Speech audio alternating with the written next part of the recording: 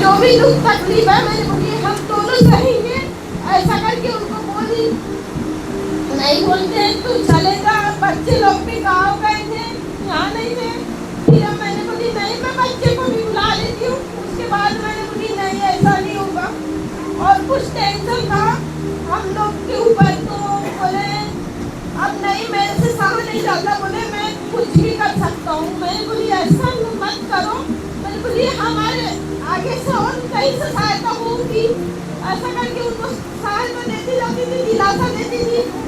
पर नहीं बोले तू गाँव चले जा, पूरा सामान ले ले, बच्चे को लेके तू गाँव चले जा। बोले एक मिनट मैं इनकी गवाही बताना चाहता हूँ। इनके हस्बैंड बोल रहे थे कि मैं मर रहा हूँ और तू अपने बच्चे को लेके गांव चले जा, नागपुर में मत रहे, क्योंकि इतना बर्डन कर्ज का इनके ऊपर हो चुका था, जिसकी वजह से मेरे बड़े भाई हो उन्होंने सोच लिया था कि मैं अपने आप खत्म करूँगा, मैं किसको शक्ल दिखाऊंगा।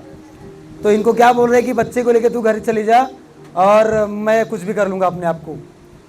परमेश्वर ने इनके जीवन में कैसे काम किया सुनिए। तो बोले तू चले जा, सामान लेके मैं कहीं बाहर जाके कमाऊंगा और पैसे भेजती जाऊंगा। मैंने बोली ऐसा नहीं होने दूंगी, साथ में रहेंगे, अगर से ज्यादा तकलीफ है तो मैंने बोली अब पूरे परिवार मैंने बोली एक साथ खत्म हो जाएंगे, हमने बोले रहेंगे। ऐसा करके बोली। फिर मैं भी चर्च जाने लगी, मैं विश्वास करने लगी प्रभु के ऊपर, और मैंने बोली जो हमारे हमने जो मकान दिए थे उससे हमको ज्यादा कर्ज होते जा रहा था। मैंने बोली ये मकान को बेच देते हैं और फिर से कहीं रह लेंगे, ऐसा करके बोली। तो बोले ठीक है मैं बेच देता हूँ। मैंने बोली किसी को बता दिया करूँ कि मैं मकान बेच रहा हूँ, तो मेरे हस्बैंड किसी को नहीं बता रहे थे। फिर हम जहाँ रहते थे वहाँ पे एक बाजू में रहता था वो भैया, उनको मैंने बोली भैया हम मकान बिक रहे हैं आप खरीद लो। तो बोले भाभी कितने में दे रहे? मैंने बोली भैया मेरे को नहीं पता। मैंने बोली भैया मैं अपने हस्बैंड से पूछूंगी, तो उन्होंने बोले 16 लाख में मैं बेच दूंगा। तो मैंने उनको बताया और उन्होंने बोले हाँ खरीद लेंगे। और इतने कर्ज में थे हम लोग, वो हमको प्रभु ने कर्ज से निकाला है और निकालेगा।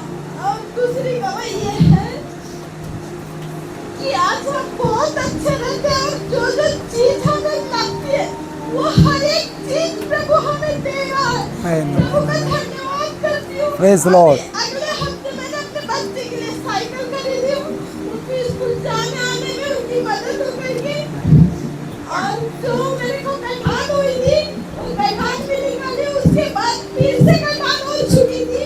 फिर मेरे हस्बैंड को मैंने बोली फिर से मेरे को कटान हो चुकी है, डॉक्टर ने बोला था बोले ये बाहर रिपोर्ट के लिए जाएंगी। तो मैंने बोली ठीक है डॉक्टर। फिर उसके बाद कटान निकालने के बाद मैं ठीक हो चुकी थी। उसके बाद मैं अभी प्रभु में जाने लगी, उसके बाद फिर से कटान हो चुकी थी मेरे को। मैंने प्रभु से प्रेयर की और बोली प्रभु ये जो हो रहा है मेरे को, मैं उसे आपके हाथ में सौंप दूं, मुझे चंगा कर।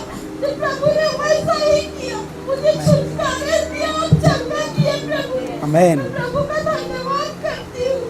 अभी वो गठन नहीं है।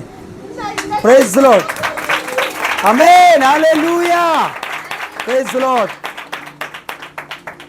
यह है परमेश्वर का काम। वो उनकी गवाही आप सुन रहे हो जिन्होंने अपने घर को बिकता हुआ देखा है और अभी वो किराए से है। खुद का घर लेने के बाद शैतान ने उनका पूरा घर छीन लिया, कर्ज आ गया। घर छीनने के बाद बिकने के बाद भी कर्ज वाले फोन लगा रहे। पति बोल रहा है मैं कहीं चले जाऊंगा, मर जाऊंगा, तुम बच्चों को लेके संभाल लेना।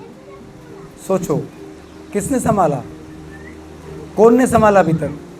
वो काश अगर प्रभु में नहीं होते कौन सा डिसीजन लिया था। पर पत्नी बुद्धिमान, अगर इस घर की एक स्त्री बुद्धिमान है, वो अपने घर को बना सकती है, फिर से नया बना सकती है। हालेलुया। आज आपके पास घर नहीं है, आप किराए में रहते हो, चिंता मत करें, प्रभु आपके साथ वो खड़ा है। आप रेंट में रहते हो, वहाँ भी खड़ा है। आपको किराए का देने के लिए पैसे वो दिला रहा है, आपकी हेल्थ को अच्छा रख रहा है, बिजनेस को चला रहा है, उसका शुक्रिया अदा करते रहे। किराए के रूम में घुटने टेके, परिवार के साथ टेके, खुद का भी घर का परमेश्वर आपको बहुत जल्दी देगा।